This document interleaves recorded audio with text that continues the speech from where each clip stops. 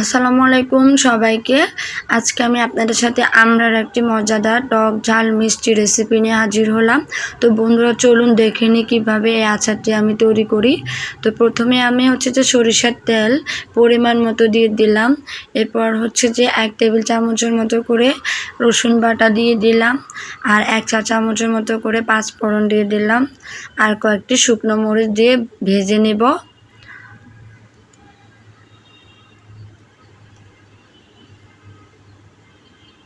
তো ভেজে নেওয়ার পর যে আমি আমড়া কেটে রেখে ধুয়ে রেখেছিলাম, পানি ঝরিয়ে নিয়েছি। এখানে আমি 2 কেজির মতো করে আমড়া দিয়ে দিলাম।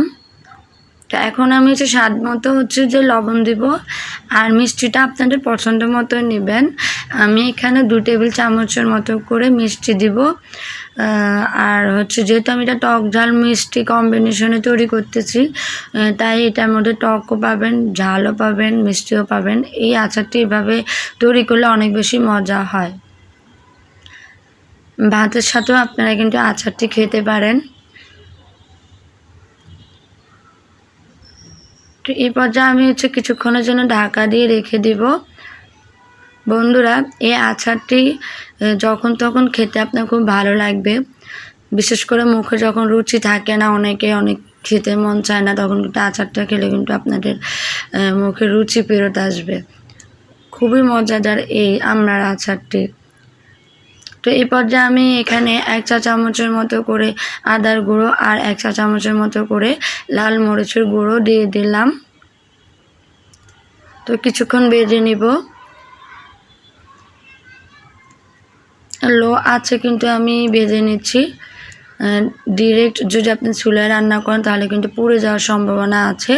তো আমি অল্প একটু পানি দিয়ে যে ঢাকা দিয়ে রেখে দিব।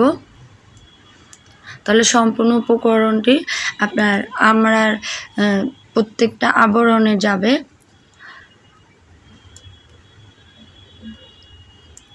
তো বন্ধুরা, এর মাঝে একটি কথা বলে রাখি, আমার ভিডিওটি যদি আপনাদের ভালো লাগে তাহলে অবশ্যই লাইক, কমেন্ট, সাবস্ক্রাইব দিয়ে পাশে থাকবেন।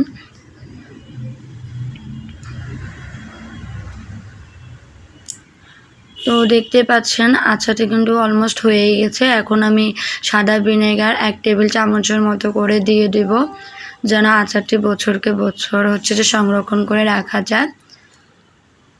অবশ্যই কাচের কৌটায় আপনারা রাখবেন, তাহলে আচারটি নষ্ট হওয়ার সম্ভাবনা থাকবে না।